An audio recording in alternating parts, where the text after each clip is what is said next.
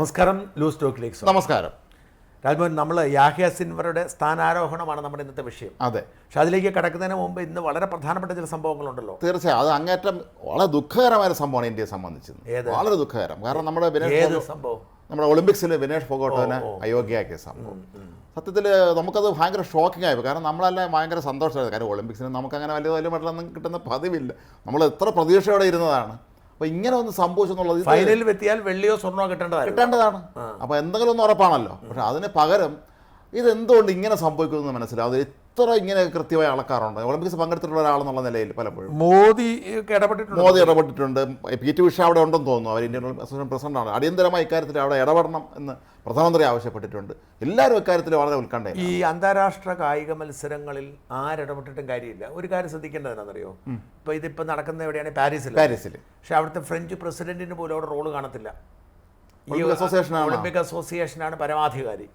അപ്പോൾ ഇതിന് അന്താരാഷ്ട്ര നിയമങ്ങളുണ്ട്. ആ നിയമങ്ങൾ അവർ നമ്മളിൽ പലർക്കും അറിയണം നിർബന്ധമില്ല ഈ നിയമം. ഇത് വളരെ ഈ ഒളിമ്പിക്സ് നടക്കുമ്പോൾ ഇങ്ങനെയുള്ള ചില കണ്ണീർ കഥകൾ സ്വാഭാവികമാണ്. പി ടി ഉഷയുടെ പണ്ട് ലോസ് ആഞ്ചലസ് നടന്ന പോലെ സംഭവം ഉണ്ടാവും. ഇപ്പോഴും അത്തരത്തിലുള്ള ആർക്കും അറിയാത്ത ചില നിയമങ്ങളൊക്കെ കാണും. ഇവിടെ പ്രശ്നം വെച്ചാൽ ഇവർ 50 കിലോഗ്രാം വിഭാഗത്തിലാണ് പങ്കെടുക്കുന്നത്. 50 കിലോഗ്രാം വിഭാഗത്തിൽ പങ്കെടുക്കുന്ന ഒരാൾ 50 കിലോയിൽ 1 ഗ്രാം കൂടുതലുണ്ടെങ്കിലും അവർക്ക് പങ്കെടുക്കാൻ പറ്റത്തില്ല. അപ്പോൾ 100 ഗ്രാം കൂടുതലുണ്ടെന്ന് പറഞ്ഞു. അത് അവർ ശ്രദ്ധിക്കണം. അതായത് മത്സരത്തിൻ്റെ തലേ ദിവസവും മത്സരത്തിൻ്റെ പിറ്റേ ദിവസവും ഒക്കെ ഒരു ഭക്ഷണം അടക്കമുള്ള കാര്യങ്ങൾ അത്രമാത്രം ശ്രദ്ധിക്കണം. അവരുടെ ഭക്ഷണത്തിൽ ഒരു 100 ഗ്രാം കൂടാനായിട്ട് നല്ലൊരു ചാപ്പാട് കഴിച്ചാൽ മതി, ഒരു മുട്ട കഴിച്ചാൽ മതി. ഇതെന്ന് പറഞ്ഞാൽ ഇവരുടെ മത്സരത്തിൻ്റെ പ്രത്യേകത ശരീരത്തിന് ആരോഗ്യം വേണം താനും, പക്ഷെ ഭാരം അവരുടെ കാറ്റഗറി നിർത്തുകയും ചെയ്യണം. അതെ അതെ. അപ്പം ഇതിപ്പോൾ ഇത് വെറുതെ ഒരു സുപ്രഭാതത്തിൽ ഏതെങ്കിലും ഒരാളിപ്പം എൻ്റെ വൈഫ് ഒളിമ്പിക്സ് ക്വാളിഫിക്കേഷന് വേണ്ടിയിട്ടൊരു മത്സരത്തിൽ പങ്കെടുക്കുന്നു. അപ്പം ഈ മറ്റ് മത്സരങ്ങളിൽ നിന്ന് വ്യത്യസ്തമാണ് ഹൈ ജമ്പ്. ഇപ്പം ഞാൻ പറഞ്ഞപ്പോൾ ലോങ് ജമ്പോ അല്ലെങ്കിൽ ഓട്ടമോ നമ്മൾ ചെയ്തെന്ന് കരുതുക. അപ്പോൾ നമ്മൾ ചാടിക്കഴിഞ്ഞതിന് ശേഷം അളക്കുന്നത്, അളപ്പിന് സംശയമുണ്ടോ ഫോളുണ്ടോ എന്ന് നോക്കിയാൽ മതി. അല്ലെങ്കിൽ ത്രോ ആണെങ്കിൽ അത്, ഓട്ടമാണെങ്കിലും അതെ. പക്ഷെ ഹൈ ജമ്പിൻ്റെ പ്രത്യേകത മത്സരത്തിന് മുമ്പ് അളക്കണം. അങ്ങനെയുണ്ട് എന്ന് വെച്ച് കഴിഞ്ഞാൽ ദൂരം ഫിക്സ് ചെയ്യുവാണല്ലോ. അപ്പം നിങ്ങൾ ഒരു മീറ്റർ 88, എൻ്റെ വൈഫ് 1 മീറ്റർ അന്ന് 1 മീറ്റർ 88 സെൻറ്റിമീറ്റർ ആയിരുന്നു യോഗ്യത. 1.88 1.89 1.89 ക്വാളിഫൈ ചെയ്തു. ക്വാളിഫൈ ചെയ്തതിന് ശേഷം അളന്നിട്ട് അവർ പറയുകയാണ് അതൊരു 1 മില്ലിമീറ്റർ താന്നാണ് ഇരുന്നത്. 1 മില്ലിമീറ്റർ. അതുകൊണ്ട് ഒന്ന് ചാടണമെന്ന് പറഞ്ഞു. വൈഫ് പറഞ്ഞു പറ്റത്തില്ല, ഞാനത് കവർ ചെയ്തു, ഇനി ചെയ്യത്തില്ല എന്ന് പറഞ്ഞു. 1.91 ട്രൈ ചെയ്ത് അടുത്തത്, പക്ഷെ കിട്ടിയില്ല. അപ്പോൾ എത്ര? ഇതിന് 88 മുമ്പ് ചാടുന്ന 84 84 പരിഗണിക്കത്തുള്ളൂ. പക്ഷെ അത് ശരിക്കും പറഞ്ഞാൽ അങ്ങനെ ചെയ്യാൻ പാടില്ല. നേരത്തെ ഈ ദൂരം കറക്റ്റ് ചെയ്ത് ചെക്ക് ചെയ്യേണ്ടതാണ്. എന്നിട്ട് പോലും അവരനുവദിച്ചില്ല. ഏതായത് മദ്രാസിലോ ബാംഗ്ലൂർ അങ്ങോട്ടും ചേർന്ന മത്സരം ആ ഒളിമ്പിക്സ് നഷ്ടം. സിഡ്നി ഒളിമ്പിക്സിൽ പങ്കെടുക്കാൻ പറ്റിയില്ല, ക്വാളിഫൈ ചെയ്തിട്ട് പങ്കെടുക്കാൻ പറ്റില്ല. അപ്പോൾ ഇത്രയും സ്ട്രിക്റ്റ് ആണ് സ്പോർട്സ് നിയമങ്ങൾ. അതിൽ ആർക്കും ഇടപെടാൻ പറ്റത്തില്ല. ഇവിടെ നിന്ന് പോയ ഉദ്യോഗസ്ഥന്മാർക്ക് എത്രയോ ഒഫീഷ്യൽസ് പോയിട്ട് അവർക്ക് ആർക്കും അറിയില്ല, ഒന്നും പറ്റത്തില്ല. കാരണം വെച്ചാൽ ഞാൻ ചോദിക്കേണ്ടത്, അവർ മത്സരിക്കാൻ പോകുമ്പോൾ ഈ 50 കിലോ കാറ്റഗറിയിലാണ് മത്സരിക്കുന്നത്. 50 കിലോഗ്രാം താഴെ ആയിരിക്കണം. അതിൽ 1 ഗ്രാമെങ്കിലും കൂടുതലാണ് പറ്റത്തില്ല. അപ്പോൾ അത് അവർ ശ്രദ്ധിക്കണമായിരുന്നു. കോച്ച് ശ്രദ്ധിച്ചാൽ ഇവർ ചിലപ്പം എന്തെങ്കിലും കഴിച്ചാൽ പോരെ. ശരിയാണ്. കഴിഞ്ഞ രാത്രി മുഴുവൻ എക്സർസൈസ് ചെയ്തു, ഭക്ഷണം നിർത്തിയൊക്കെ ചെയ്തു എന്ന് പറഞ്ഞു. പക്ഷേ ഇത് അവർ മനസ്സിലായി എന്നാണ് ഇത് അപകടമാണെന്നുള്ളത്. ഇത് വെയിറ്റ് നോക്കുമ്പോൾ 100 ഗ്രാം കൊണ്ട് കൂടുതൽ കാണിച്ചു. അവർ കണ്ടുകൊണ്ടാണല്ലോ രാത്രി കഷ്ടപ്പെട്ടത്. ഇന്നിപ്പോൾ അവർ സുഖമല്ല, അവർക്ക് നിർജ്ജലീകരണം സംഭവിച്ചിരിക്കുന്നു. സ്വാഭാവികമായിട്ടും വെള്ളമൊന്നും കുടിച്ചു പറയാൻ വേണ്ടിയിട്ട്. പക്ഷേ അതിൽ നിന്നൊരു പരിഹാരം ഉണ്ടാക്കാൻ പറ്റത്തില്ല ഒളിമ്പിക്സ്. അത് അതല്ല നമ്മുടെ വിഷയം. എനിക്ക് തോന്നുന്നത് ഇനിയും നമ്മൾ ചർച്ച ചെയ്യേണ്ട 1-2 വിഷയങ്ങൾ കൂടി ഉള്ളതുകൊണ്ട് നമ്മൾ അതിലേക്ക് വിശദമായിട്ട് കിടക്കണ്ട. ഒന്ന്, ബംഗ്ലാദേശിൽ ഷെയ്ഖ് ഹസീനയ്ക്ക് ബ്രിട്ടനിലേക്ക് പോകാൻ കഴിയുമെന്ന് തോന്നുന്നില്ല. കാര്യം ബ്രിട്ടൻ അവർക്ക് അനുമതി കൊടുത്തിട്ടില്ല. അതെന്തുകൊണ്ടാണെന്ന് ആലോചിച്ചു. ഞാനിപ്പോൾ ആലോചിച്ചു ബ്രിട്ടനെ ചതിച്ചതെന്ന്. എന്തുകൊണ്ടാണ്? ബ്രിട്ടനിൽ ഇപ്പോൾ കലാപം നടക്കുന്നുണ്ട്. അവിടെ ഒരു മുസ്ലിം ഭരണാധികാരി അങ്ങോട്ട് വന്നു കഴിഞ്ഞാൽ അത് വഷളാവത്തേ ഉള്ളൂ. അതുകൊണ്ടാണ് ശരിക്കും ബ്രിട്ടൻ കൊടുക്കുമെന്ന് കരുതിയാണ് ഇങ്ങോട്ട് വന്നത്. അതെ, ഇന്ത്യ ഈ പുലിവാൽ എടുക്കുമായിരുന്നില്ല. കാരണം ഇന്ത്യയെ സംബന്ധിച്ചിടത്തോളം ഇത് പുലിവാലാണ്. തീർച്ചയായും. അപ്പോൾ അവർ ആ പുലിവാല് പിടിക്കാതെ താൽക്കാലിക അഭയം കൊടുത്തതാണ്. തിരിച്ച് ലണ്ടനിലേക്ക് ഇപ്പോൾ വലിയ പ്രശ്നമായിരിക്കുകയാണ്. ഇന്ന് നമ്മൾ ചർച്ച ചെയ്തപ്പോൾ നമ്മൾ അതൊക്കെ ഓർത്തതില്ല. 2 രാജ്യങ്ങളും തമ്മിൽ ബംഗ്ലാദേശിൽ ഇങ്ങോട്ട് അവിടെ മറ്റേ വിഷയം നടക്കുന്നു. അതാണ് പ്രശ്നം. അതുകൊണ്ട് അവരത് കൊണ്ടുപോകേണ്ടത് വെച്ചു. അപ്പോൾ പ്രശ്നമായി. അമേരിക്ക വിസ റദ്ദാക്കി. കാരണം ഇലക്ഷൻ നടക്കുക. അതെ, ഇലക്ഷൻ സമയത്ത് ഇവർ തമ്മിൽ ഉപേക്ഷ ബന്ധം നല്ലതല്ല. അല്ലെങ്കിൽ തന്നെ ഇലക്ഷൻ സമയത്ത് ഇങ്ങനെ ഒരു സംവിധാനം ഉണ്ടായി കഴിഞ്ഞാൽ വലിയ തരത്തിൽ ട്രംപ് ഉപയോഗിക്കും. അതെ. അപ്പോൾ അതുകൊണ്ട് ശരിക്കും പെട്ടത് ഇന്ത്യയാണ്.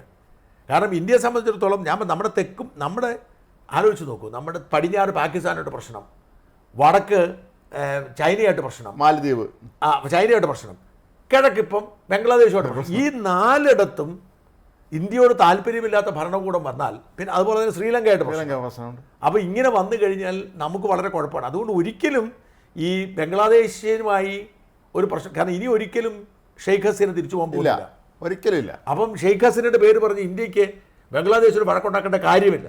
പണ്ട് നമ്മുടെ ദലൈലാമയുടെ പേര് പറഞ്ഞ് ചൈനയുടെ അതിനുപോലെ അതിർത്തിയുണ്ട്, ടിബറ്റ എന്റെ കാര്യത്തിലുള്ള ഒരു പ്രശ്നം ഉണ്ടായിരുന്നു. ഇപ്പൊ ബംഗ്ലാദേശുമായി അനാവശ്യം ഒരു വഴക്കിന് ഇന്ത്യക്ക് താല്പര്യമില്ല. അതുകൊണ്ട് ഇപ്പൊ തന്നെ മറ്റേ മുഹമ്മദ് യൂനുസ് പറഞ്ഞു കഴിഞ്ഞു, ഇങ്ങനൊരാളെ നിങ്ങൾക്ക് എന്തിനാ അഭയം. അതുകൊണ്ട് ഇന്ത്യ ശരിക്കും ഇന്ത്യക്കൊരു ചെറിയ പ്രതിസന്ധിയാണ്. പക്ഷേ ഇവർ തിരിച്ചുകൂടെ അത്രേ ഉള്ളൂ, വേണം കൊണ്ടുപോകോളാൻ പറയും. മേലേക്ക് പോകുന്നില്ലെങ്കിൽ ഇന്ത്യ പറയും നിങ്ങളെന്താണ് തിരിച്ചു കൊണ്ടുപോയിക്കോളൂ എന്ന് പറഞ്ഞ് കൊണ്ടുപോകാനാണ് സാധ്യത. പക്ഷേ ഇവർ ജീവിച്ചിരിക്കുമെന്നൊരു ഉറപ്പില്ല തിരിച്ചങ്ങ് ചെന്ന് കഴിഞ്ഞാൽ. പക്ഷേ ഇന്ത്യക്ക് അതിനകത്തൊരു റിസ്ക് ഉണ്ട്. അവരെ സംരക്ഷിക്കുന്നതിനകത്ത് നമ്മൾ അതിർത്തി പ്രശ്നങ്ങളൊക്കെ ഉള്ളപ്പോൾ, കാരണം ഒന്നാമത് ജമാഅത്ത് ഇസ്ലാമിയും BNPയും സഖ്യകക്ഷികളാണ്. ജമാഅത്ത് ഇസ്ലാമി ഇന്ത്യ തകർക്കാൻ നടക്കുന്ന പ്രസ്ഥാനമാണ്. അപ്പോൾ അങ്ങനെ ഒരു വലിയ ഗൗരവ പ്രശ്നമുണ്ട്. അതുപോലെ ബ്രിട്ടനിൽ, ഞാൻ അതോടെ പറഞ്ഞു പോയിരിക്കാൻ പറ്റത്തില്ല, ബ്രിട്ടനിലെ കലാപം തീർന്നില്ല, അത് വഷളായിക്കൊണ്ടിരിക്കുന്നു. ഇപ്പോൾ ഏതാണ്ട് ഇന്ന് 38 സിറ്റികളിൽ പ്രകടനം പ്ലാൻ ചെയ്തിട്ടുണ്ട് ഈ EDLകാർ. അതൊരു ഗൗരവമേറിയ വിഷയമായി മാറുകയാണ് കേട്ടോ. അത് നമ്മൾ വിചാരിക്കുന്നെങ്കിൽ ഇനി ആകെപ്പാട് ഇപ്പോൾ കൊണ്ടുവന്നിരിക്കുന്ന ഒരു നല്ല കാര്യം, ഏറ്റവും ഒടുവിൽ ഞാൻ കണ്ടത്, ഈ കലാപത്തിൽ പങ്കെടുക്കുന്നവർക്കെതിരെ ടെററിസ്റ്റ് നിയമം ഉണ്ടാക്കാൻ. അങ്ങനെ വന്നാൽ ഇവർ ചിലപ്പോൾ പിന്നോട്ട് മാറാനുള്ള സാധ്യതയുണ്ട്. എന്തായാലും ലോകം മുഴുവൻ ഒരു സംഘർഷാന്തരീക്ഷമാണ്. ആ സംഘർഷാന്തരീക്ഷത്തിൽ നടുക്കാണ് നമ്മുടെ യാഹിയ സിൻഹർ. ഒപ്പം നമ്മൾ അഖിൽമാരാരുടെ വിഷയം കൂടെ ഒന്ന് പരാമർശമാണ്. അഖിൽമാരാരുടെ കാര്യം എനിക്ക് സത്യം പറഞ്ഞാൽ നമ്മുടെ പ്രതിപക്ഷ നേതാക്കൾ പരാജയപ്പെടുന്നിടത്ത് ഇങ്ങനെ ആരെങ്കിലുമൊക്കെ പ്രത്യക്ഷപ്പെടും. ശമ്പളം കൊടുത്തു, സംഭാവന കൊടുത്തു. അല്ല, സംഭാവന ഇവർ പറയട്ടെ, മുഖ്യമന്ത്രി ദുരിതാശ്വാസ നിധിയിലേക്ക് കൊടുക്കുന്നു എന്ന് പറഞ്ഞ് രാഷ്ട്രീയക്കാർക്ക് കൊടുക്കാതിരിക്കാൻ പറ്റാത്തൊരു സാഹചര്യം കാണും. പക്ഷെ ഞാനതല്ല പറഞ്ഞത്, ഈ ദുരിതാശ്വാസ നിധിക്ക് ഫണ്ട് കൊടുത്തോളൂ, ഇവൻ ചെയ്ത പോലെ ചെയ്യണം. നമ്മുടെ അഖിൽമാരാർ ചെയ്ത് 1 ലക്ഷം രൂപ കൊണ്ട് കൊടുത്തു. എന്തിനു പറഞ്ഞു? എൻ്റെ കൂടെ കാശാണ്, ഞാൻ ചോദ്യം ചെയ്യുമെന്ന് പറഞ്ഞു. ആണല്ലോ, എൻ്റെ കൂടെ കാശാണ്. ഇപ്പം ഞാനും ആലോചിക്കുക കൊടുത്താലോ ഒന്ന്. ഞാൻ ലീഗിന് കൊടുത്തു, നമ്മളിപ്പം ലീഗിന് കൊടുത്തു കഴിഞ്ഞ ദിവസം. കാരണം അതാണ് കൂടുതൽ വിശ്വാസ്യവും സുതാര്യവും. ആ കറക്റ്റ് സ്ഥലത്ത് ചെല്ലുന്ന ഇപ്പോൾ ഉള്ളൊരു സംവിധാനത്തിനകത്ത്. അപ്പം പലരും ചോദിച്ചു സേവാഭാരതിക്ക് എന്താ കുഴപ്പമെന്ന്. സേവാഭാരതി അങ്ങനെ ഫണ്ട് പിരിക്കുന്നതായിട്ട് എനിക്കറിയത്തില്ല. സേവാഭാരതിയുടെ അങ്ങനെ രീതിയില്ല. അപ്പോൾ പക്ഷേ ഇതൊരു നല്ല ആശയമാണ് അഖിൽമാരാർ വെച്ചിരിക്കുന്നത്. മുഖ്യമന്ത്രിക്ക് നമ്മൾ ഇച്ചിരി കാശ് കൊടുക്കുക, കാശ് കൊടുത്തിട്ട് നമ്മൾ വിമർശിക്കുക, നമുക്ക് അവകാശമുണ്ട്. ആണല്ലോ, അഖിൽ അങ്ങോട്ട് അക്ഷരാർത്ഥത്തിൽ പഞ്ഞി കിട്ടും. ശരിക്കും പറഞ്ഞുണ്ടല്ലോ, അഖിൽ പറഞ്ഞപ്പോഴാണ് ഞാൻ വിളിച്ചായിരുന്നു അഖിൽ. അപ്പോൾ ഈ സംഭവം വന്നപ്പോൾ അഖിൽ എന്നെ വിളിച്ചു, ചേട്ടാ ഞാനൊരു വീഡിയോ ചെയ്തിട്ടുണ്ട് കണ്ടോ ചോദിച്ചു. ഞാൻ സത്യം പറഞ്ഞാൽ എൻ്റെ ശ്രദ്ധയപ്പെട്ടില്ലായിരുന്നു. അഖിൽ പറഞ്ഞത് 84 കോടി രൂപയും കണ്ട് KSFക്ക് സർക്കാർ കൊടുത്തു ദുരിതാശ്വാസ നിധിയിൽ നിന്ന്. അത് തന്നെ കുഴപ്പമാണ്. ദുരിതാശ്വാസ നിധി KSFക്ക് പൈസ കൊടുക്കാനുള്ളതല്ല അല്ലായിരുന്നു വിഷയം. അപ്പം മുഖ്യമന്ത്രി അതിന് മറുപടി പറഞ്ഞത് എന്താണെന്നറിയാമോ? അത് KSF വഴി പാവപ്പെട്ടവർക്ക് ലാപ്ടോപ്പ് മേടിച്ചു കൊടുത്തു. സത്യത്തിൽ പാവപ്പെട്ടവർക്ക് ലാപ്ടോപ്പ് മേടിച്ചു കൊടുക്കാനാണോ ദുരിതാശ്വാസ നിധി എടുക്കേണ്ടത്? അല്ലല്ലോ, ആദ്യത്തെ ചോദ്യം. അത് ചിട്ടിക്കമ്പനിയാണ്. 2, അഖിൽ അവരെ വിളിക്കുകയാണ്. ആരെ? KSF വിളിക്കുക. MDAക്ക് PA സംസാരിച്ചു. MDയുടെ PAയോട് അഖിൽ ചോദിച്ചപ്പോൾ അവർ പറഞ്ഞു, PA പറഞ്ഞു അതിന് KSF കൊടുത്ത ലോണാണ് കൊടുത്തത്, ആ പണം ജനങ്ങളോട് തിരിച്ചു മേടിച്ചു.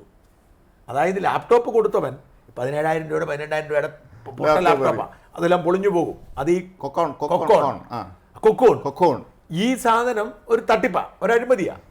അപ്പോൾ വെറുതെ ഒരു ലാപ്ടോപ്പ് എന്ന പേരിൽ ഒരു സാധനം കൊടുക്കുന്നു. അത് നമുക്ക് നല്ല ലാപ്ടോപ്പ് മേടിച്ചാൽ പോലും ഇപ്പം നല്ല 1-ാം തരം ഐപാഡ് പോലും ചിലപ്പോൾ പെട്ടെന്ന് കേടായി പോകുന്നു. അപ്പം ഈ ഒരു അഴിമതിക്ക് ഇടനില നിൽക്കുക ചെയ്ത് എന്നിട്ട് ഇവർ ഈ കാശ് തിരിച്ചു മേടിച്ചു. അപ്പോൾ സർക്കാർ കൊടുത്ത കാശ് എന്തിനാണ് KSF? അപ്പോൾ അടിമുടി ഇവർ ഈ അഴിമതിയും ദുരൂഹതയാണ്. അപ്പം ഇത് പറയുന്നവർക്കെതിരെ കേസെടുക്കും. സത്യം പറഞ്ഞാൽ അഖിൽമാരാർക്കെതിരെ കേസെടുക്കും. പൊട്ടന്മാരായതുകൊണ്ടില്ല. അഖിൽമാരാരുടെ വായിക്ക് എല്ലില്ലെന്ന് എല്ലാവർക്കും അറിയാം. പറയാനുള്ളത് പറയാൻ ചെയ്യും. ഫാക്ച്വലാണ് അയാൾ പറയുന്നത്. അതെ, അയാൾ പഠിച്ചിട്ടാണ് കാര്യങ്ങൾ ചെയ്യുന്നതെല്ലാം. അപ്പോൾ അതുകൊണ്ട് ഈ സർക്കാർ അക്ഷരാർത്ഥത്തിൽ പറഞ്ഞു കുടുങ്ങി വിജയ കുടുങ്ങി എന്നാണ് പറഞ്ഞത്. ഞാൻ വെറുതെ വിടത്തില്ലെന്നാണ് പറഞ്ഞിരിക്കുന്നത് പുള്ളി.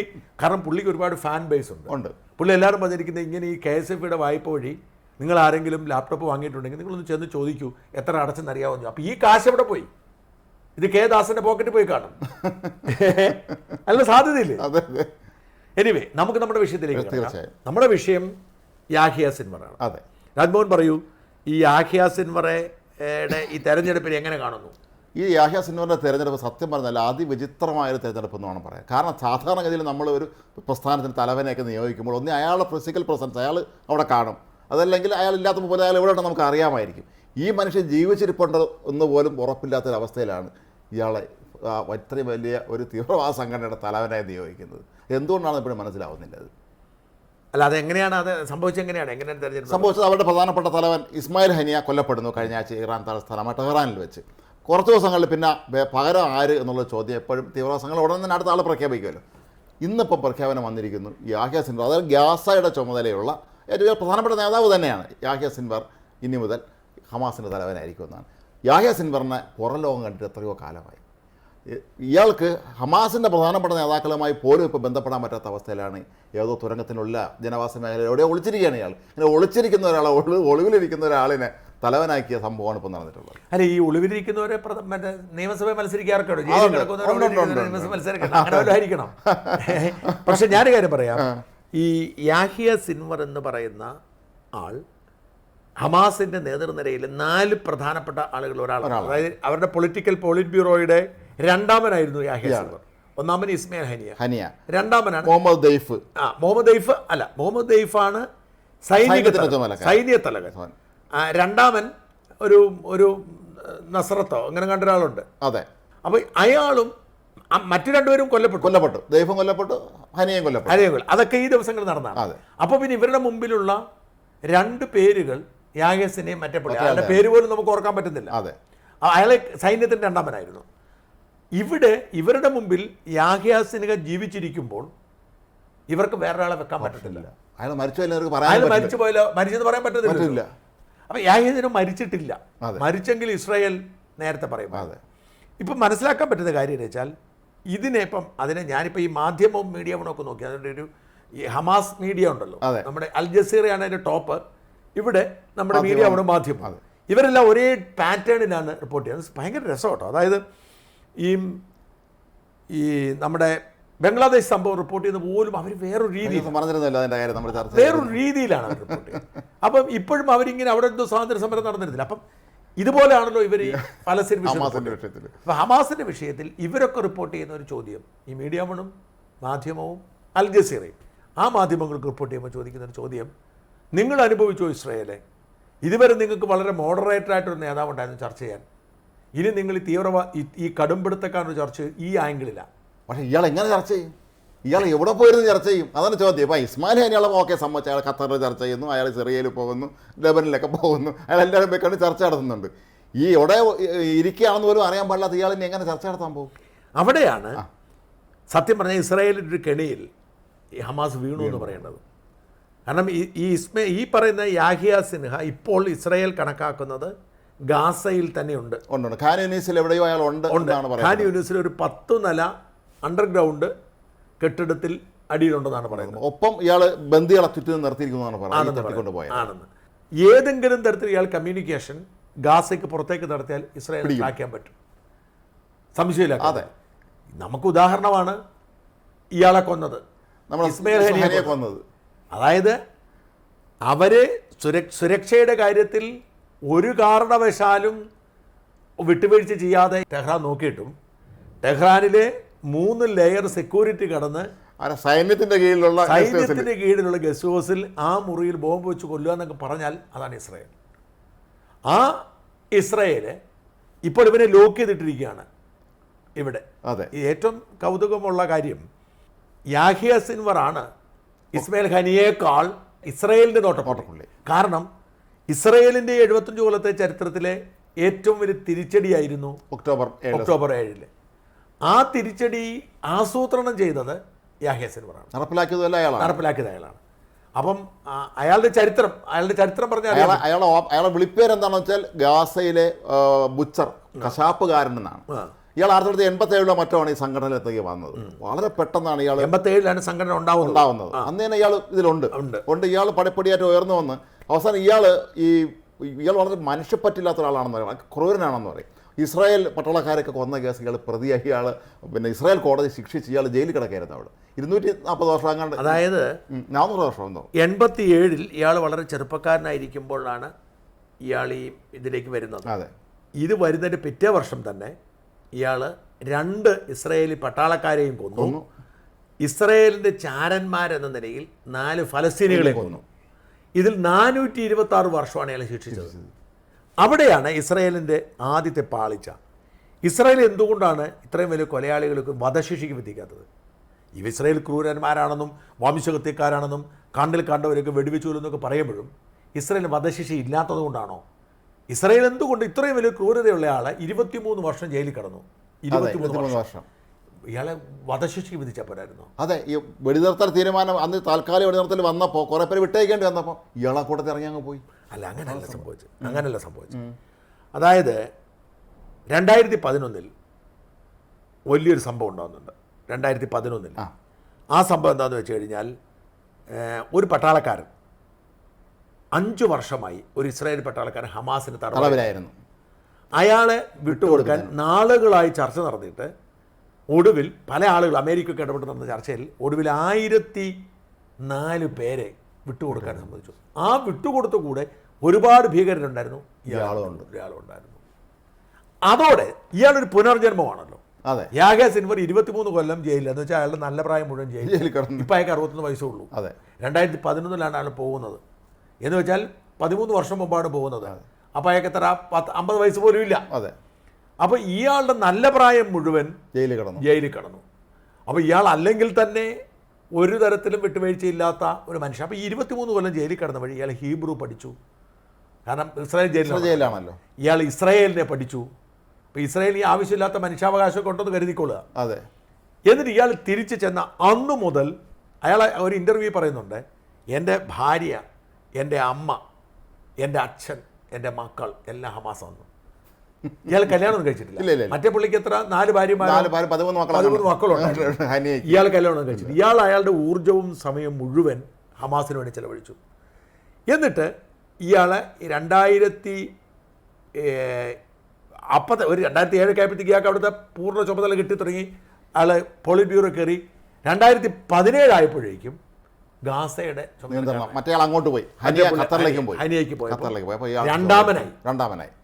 അപ്പം വിട്ടുവീഴ്ചയില്ലാത്ത, കണ്ണിൽ ചോരയില്ലാത്ത, ആരെയും കൊല്ലാനും എന്ത് വൃത്തികേടും കാട്ടാനും ധൈര്യമുള്ള ഇയാളാണ്. നേരത്തെ പറഞ്ഞിരുന്നു, 2022 ഇയാൾ പ്രസംഗിച്ചിരുന്നു, ഞങ്ങൾ ഇരച്ചു കയറും, നിങ്ങളുടെ ഓരോ പട്ടാളക്കാരെയും ഞങ്ങൾ ഇല്ലാതാക്കും, ആ ഒരു ദിനത്തിന് വേണ്ടി നിങ്ങൾ കാത്തിരുന്നു ഇൻഷാ അല്ലാഹ് എന്ന് ഇയാൾ പ്രസംഗം നടത്തി. അതെ. ആ പ്രസംഗം അയാൾ പ്രാവർത്തികമാക്കി ഒക്ടോബർ 7. അതെ അതെ അതെ. അപ്പോൾ ഈ വലിയ ക്രൂരതയുള്ള മനുഷ്യൻ ഇപ്പോൾ ചുമതലക്കാരനാവുമ്പോൾ സ്വാഭാവികമായും എന്ത് സംഭവിക്കും എന്നുള്ളതാണ് ചോദ്യം. മാത്രമല്ല, ഈയിടെ നടന്ന വെടിനിർത്തൽ കരാർ ചർച്ചകളിലൊക്കെ തന്നെ ഇയാളുടെ അദൃശ്യ ഇടപെടലുകളാണ് പ്രശ്നമാക്കിയെന്നാണ് പറയുന്നത്. ചിലപ്പോൾ ചർച്ചയ്ക്ക് പോകുന്നവർ കുറച്ചുകൂടെ ഒന്ന് വിട്ടുവെച്ച് തയ്യാറാകുമ്പോൾ ഇയാളെ ബന്ധപ്പെടാതെ ഒരു കാരണവശാലും അന്ന് അവർക്കൊന്നും ചെയ്യാൻ പറ്റില്ലായിരുന്നു. ഇയാളെ ബന്ധപ്പെടാൻ പറ്റില്ല എന്ന് പറയും. ഇവർ മുന്നോട്ട് വെച്ച, അല്ലെങ്കിൽ ഈജിപ്റ്റ് മുന്നോട്ട് വെച്ച നിർദ്ദേശങ്ങളൊക്കെ തന്നെ ഇയാൾ തള്ളിക്കളയും. അത് ഇയാൾ കടുംപെട്ട് നിലപാടുകളാണ്. അപ്പോൾ ആ തള്ളിക്കളയും. അതുകൊണ്ട് തന്നെയാണ് ഇത്രയും നാൾ ഈ ആദ്യ ഒരു ഘട്ടം വെടിനിർത്തൽ താൽക്കാലിക വെടിനിർത്തൽ വന്നിട്ട് ആളിലേക്ക് വിട്ടേക്ക് ചെയ്ത് അങ്ങോട്ടും ഇങ്ങോട്ടും. അത് കഴിഞ്ഞിട്ട് പിന്നൊന്നും സംഭവിച്ചിട്ടില്ല. അപ്പോൾ ഈ ബന്ദികൾ സത്യം പറഞ്ഞാൽ ഇയാളെ കയ്യിലിരിക്കുകയാണ്. അത് ഇസ്രായേലിനെ സംബന്ധിച്ച് ഒരു ചെറിയ പ്രതിസന്ധി തന്നെയാണ്. കാരണം ബന്ദികളുടെ കസ്റ്റഡി ഇയാളെ കയ്യിലാണ്. അത് വലിയൊരു പ്രശ്നം തന്നെയാണ്. അതായത് ഈ ഒരു പട്ടാളക്കാരന് വേണ്ടിയിട്ട് 1004 പേരെ വിട്ടയച്ചു. അപ്പം പിന്നെ ഇത്രയും പേരെ ഇവിടെ ഇരിക്കും, 100 പേരെങ്കിലും കാണത്തില്ലേ? ഇനി അതും അറിയില്ല എത്ര പേരെ ഒരു കൊന്നു കാണുമെന്നുള്ളത് ഉറപ്പാണ്. പലരും അടച്ച് മരിച്ചു, രോഗികളായവർ മരിച്ചു, പ്രായമായവർ മരിച്ചു. ഡെഡ് ബോഡികൾ വിട്ടുകൊടുത്തിട്ടില്ലല്ലോ. അല്ല രാജ്മോഹൻ, ഇവിടുത്തെ ഒരു വിഷയം ഇതുവരെയുള്ള ഇസ്രായേലിൻ്റെ സമീപനമല്ല ഇപ്പോഴത്തെ സമീപനം. അതെ. ഇപ്പോൾ ഒരു പട്ടാളക്കാരന് വേണ്ടി 1000 പേരെ വിട്ടുകൊടുക്കാനും, അതും യാഹ്യ സിൻവർ വരെ വിട്ടുകൊടുക്കാനും അന്ന് ഇസ്രായേൽ മനസ്സുണ്ടായിരുന്നു. പക്ഷേ ഇനി ഇസ്രായേൽ അത് പറ്റത്തില്ല. ഞാൻ വന്നാലും ഒരു കേൾക്കുകയില്ല. അതിൽ കാരണം എന്താണെന്ന് വെച്ചാൽ അവരെ കുറ്റം പറയാൻ പറ്റത്തില്ല.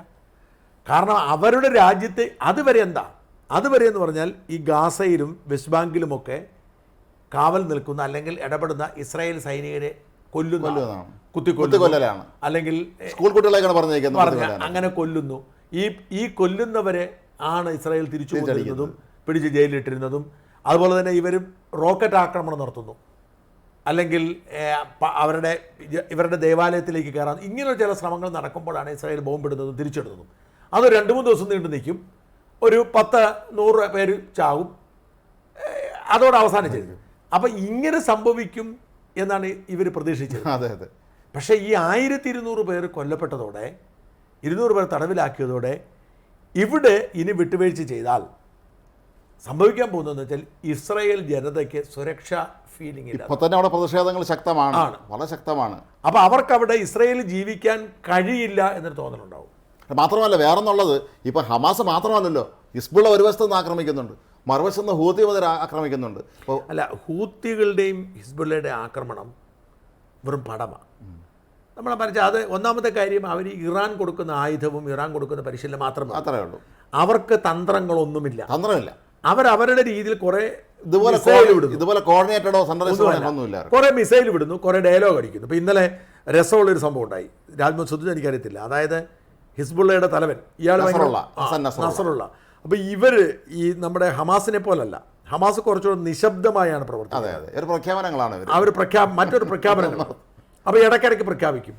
അപ്പോൾ ഇന്നലെ അയാളൊരു ടെലിവിഷനിലൂടെ ലൈവ് സംപ്രേഷണം നടത്തുമെന്ന് പറഞ്ഞു. അതെ, ലൈവ് സംപ്രേഷണം കാണാൻ വേണ്ടി ലെബനീസ് ആളുകൾ, ലെബനീസ് ആളുകൾ ബെയ്റൂട്ട് എല്ലാവരും ഇങ്ങനെ കാത്തിരിക്കുമ്പോൾ ശ്രദ്ധിച്ചായിരുന്നു, വിമാനങ്ങൾ മുഴുവൻ ഇസ്രായേലിലെ പോർ വിമാനങ്ങൾ താഴ്ന്നു പറന്ന് വിരട്ടി ഈ ശബ്ദം, ഇതിന്റെ ഈ എരമ്പം കൊണ്ട് പല വീടുകളുടെ ജനൽ പൊട്ടിയത്.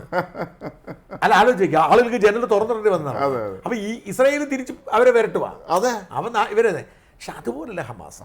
ഹമാസിന്റെ പ്രശ്നം രണ്ടുണ്ട്. ഹമാസിന്റെ ഒന്ന്, ഹമാസിന്റെ സ്വാധീനത്തിലാണ് ഗാസ. അത് ഫത്തയ്ക്കോ അല്ലെങ്കിൽ പലസ്തീൻ അതോറിറ്റിക്കോ ഒന്നും ഗാസയുടെ മേലെ ഒരു നിയന്ത്രണവുമില്ല. പൂർണ്ണമായും ഹമാസിന്റെ കൺട്രോളിലാണ്. അതുകൊണ്ട് തന്നെ ഇപ്പം ഞാൻ പറഞ്ഞ പിണറായി വിജയൻ്റെ കൺട്രോളിലാണ് കേരളം. അപ്പോൾ ഇയാൾ എന്ത് തോന്നിയാസം കാണിച്ചാലും ജനതയ്ക്ക് അംഗീകരിക്കാൻ പറ്റും. കാരണം നമ്മുടെ AK ആന്റണിയും രമേശ് ചെന്നിത്തലയും വരെയാണ് അയാൾക്ക് കാശ് കൊടുക്കുന്നത്, കാശ് കൊടുക്കുന്നത്. അപ്പോൾ അതുകൊണ്ട് ജനങ്ങളുടെ പിന്തുണയും ഉണ്ട്. കാരണം വേറെ ആരുമില്ല അവർക്ക് ആശ്വാസമായിട്ട്. എന്ന് മാത്രമല്ല, അവിടുത്തെ ജനതയെ സംബന്ധിച്ചിടത്തോളം ഇസ്രായേൽ അവർ നിരപരാധികളെ മനുഷ്യരെ കൊന്നു തള്ളുന്ന ഒരു ഭീകര രാഷ്ട്രം തന്നെയാണ്. തീർച്ചയായും. കാരണം ആണല്ലോ, 40,000 പേരാണ് കൊല്ലപ്പെട്ടത് ഈ ഒക്ടോബർ 7 ശേഷം. 2 തീവ്രവാദികൾ മരിക്കുമ്പോൾ ഒരു 25 സാധാരണക്കാരനും മരിക്കും, അതിൽ കൂടുതൽ മരിക്കും. അപ്പം ഈ സാഹചര്യത്തിൽ ഹമാസിന് ഇവരുടെ മേലെ സ്വാധീനം, ഹമാസിൽ നികുതിപ്പണം പിരിക്കുന്നുണ്ട്. കാരണം ലോകത്തുനിന്ന് നാനാഭാഗത്തുനിന്ന് അങ്ങോട്ട് വരുന്ന സഹായങ്ങളെല്ലാം ഹമാസിലൂടെ പോകുന്നത്.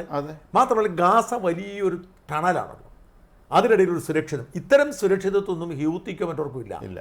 അത് ഈ ഞൊടിയിടയിൽ ഇസ്രായേലിന് തീർക്കാൻ പറ്റുന്നില്ല. അതുകൊണ്ടാണ് അവരിപ്പം ഗവനിക്കാത്തതും. ഇന്നിപ്പോൾ അമേരിക്കയും ബ്രിട്ടനും കൂടെ സംയുക്ത ആക്രമണം നടത്തിയിട്ടുണ്ട് യമനിൽ ഹൂത്തി കേന്ദ്രങ്ങളിലെല്ലാം. അവരുടെ റോക്കറ്റ് ലോഞ്ചറുകളെല്ലാം തകർത്തിട്ടുണ്ട്. ഈ ഹൂത്തികളെ തകർക്കുക പ്രയാസമുള്ള കാര്യമില്ല. കാരണം ഈ ഹൂത്തികൾ പൊട്ടന്മാരാ. അവർ സൗദി അറേബ്യയാണ് അവരുടെ ഏറ്റവും വലിയ ശത്രു. അപ്പം ഞാൻ ചോദിക്കണത്, ഹൂത്തികളെ പിന്തുണയ്ക്കുമോ അറബ് ലോകം, അതോ സൗദിയെ പിന്തുണയ്ക്കുമോ? അത്രേ ഉള്ളൂ. അപ്പോൾ ഈ സൗദി വിമാനത്താവളത്തിലേക്ക് അവർ ബോംബ് വെക്കും. അപ്പോൾ അതുകൊണ്ട് തന്നെ പ്രശ്നം വെച്ചാൽ ഹൂത്തികളെ തീർക്കാൻ ഇസ്രായേൽ വേണ്ട, അത് അറബ് രാജ്യങ്ങൾ തീർത്തോളൂ. ഇപ്പം UAE യമനിലേക്ക് എത്രയോ തവണ അറ്റാക്ക് നടത്തിയിട്ടുണ്ട്. അതെ. അപ്പോൾ അതുകൊണ്ട് അത് വിട്. അപ്പോൾ ഇവിടെയുള്ള പ്രോബ്ലം രാജ്മോഹൻ, ഹമാസിനെ തന്നെ നേരിട്ട് നശിപ്പിച്ചാലല്ല ശരിയാകില്ല എന്നുള്ള നിലപാടിൽ ഇസ്രായേലെത്തി. അപ്പോൾ പറഞ്ഞത് ഹമാസിനെ തകർത്തേ പറ്റൂ. അതെ, ഹമാസിനെ ഇല്ലാതെ ഇസ്രായേൽ സുരക്ഷയില്ല. ആ ഒരു വാശിയിലായതുകൊണ്ടാണ് അമേരിക്ക പറഞ്ഞിട്ടും ഇത് സംഭവിക്കാത്തത്. നമ്മളൊരു കാര്യം ശ്രദ്ധിക്കണം, ഈ യുദ്ധം ഇങ്ങനെ ഒരു നവംബർ വരെയൊക്കെ എങ്ങനെ പോകുമെന്ന് വെച്ചോളൂ. ഇപ്പോഴത്തെ ഒരു 3-4 മാസം കൂടി ഇങ്ങനെ അങ്ങ് പോകും. ഈ നവംബർ വരെയൊക്കെ വലിയ കുഴപ്പമില്ലാതെ ഇസ്രായേൽ തട്ടിയും കുട്ടിയൊക്കെ പോകുമ്പോഴത്തേക്കും ട്രംപ് അവിടെ പ്രസിഡന്റ് ആകാൻ സാധ്യതയുണ്ട്. പിന്നെ ഇതിൻ്റെ സ്ഥിതി അങ്ങ് മാറും. ഇപ്പം ബൈഡൻ വേണ്ട തരത്തിലുള്ള സൈനിക സഹകരണം ചെയ്യുന്നില്ല, കൊടുക്കുന്നുണ്ട്. ഈ വലിയ പ്രഹരശേഷിയുള്ള ബോംബുകൾ തടഞ്ഞു വെച്ചിരിക്കുകയാണ്. അതായത് അമേരിക്കയ്ക്ക് പൊതു നിലപാട് സഹായിക്കുകയാണെങ്കിലും പക്ഷേ അങ്ങനെ സംഭവിക്കുന്നില്ല. അപ്പോൾ അതുകൊണ്ട് പക്ഷേ ട്രംപ് വീണ്ടും വന്നാൽ കളി മാറും. അപ്പോൾ ഇവിടെ നമ്മുടെ വിഷയം യാഹ്യ സിൻവർ എങ്ങനെ കമ്മ്യൂണിക്കേറ്റ് ചെയ്യുന്നുള്ളതാണ്. ഇപ്പം ഞാനിന്ന് അൽ ജസീറ നോക്കിയപ്പോൾ അൽ ജസീറ പോലും ഈ കാര്യത്തിൽ ആശങ്കപ്പെടുന്നുണ്ട്. ആണല്ലോ, എങ്ങനെ മറ്റുള്ളവരെ കമ്മ്യൂണിക്കേറ്റ് ചെയ്യും? ഒരു തരത്തിൽ കമ്മ്യൂണിക്കേറ്റ് ചെയ്യാൻ പറ്റില്ല. നേരത്തെ മറ്റേ ഇസ്മായിൽ ഹനി ഉള്ളപ്പം പുള്ളിക്ക് എല്ലാവരും കമ്മ്യൂണിക്കേറ്റ് ചെയ്യാം. പക്ഷേ ആ സമയത്തും ഇസ്മായിൽ ഹനി ഉള്ളപ്പോൾ പോലും യാഹ്യ സിൻവർ കുറച്ച് നാളായിട്ട് അയാളുമായിട്ട് കമ്മ്യൂണിക്കേറ്റ് ചെയ്യാൻ പറ്റാത്ത അവസ്ഥയായിരുന്നു എന്നാണ്. ഇവിടെ എന്ത് സംഭവിക്കുന്നു എന്നുള്ളത് ചർച്ച ചെയ്യാൻ പറ്റുന്നില്ലായിരുന്നു. കാരണം എന്ത് പറഞ്ഞാലും പിടിച്ചെടുക്കാൻ ഇസ്മായിൽ സംവിധാനം വെച്ചിട്ടുണ്ട്. അല്ല, അപ്പോൾ ഇത് ഏറ്റവും വലിയ പ്രധാനപ്പെട്ട ചോദ്യം ഈ സുരക്ഷ ആണല്ലോ. ഭരണം നടത്തണമെങ്കിൽ ഖത്തറിൽ പോകണം. ഖത്തറിലെ ആണ് ഹമാസിൻ്റെ ഹെഡ് ഓഫീസ്. അതെ. അപ്പം ഖത്തറിൽ സുരക്ഷയുണ്ട്, അതിനകത്ത് സംശയിക്കുകയുണ്ട്. ഖത്തറിൽ ഈ പറയുന്ന ഇസ്രായേൽ ഖത്തറിൽ കയറി ആക്രമിക്കില്ല. അത് ഖത്തർ ഇസ്രായേലിനേക്കാൾ ശക്തമായതുകൊണ്ടല്ല.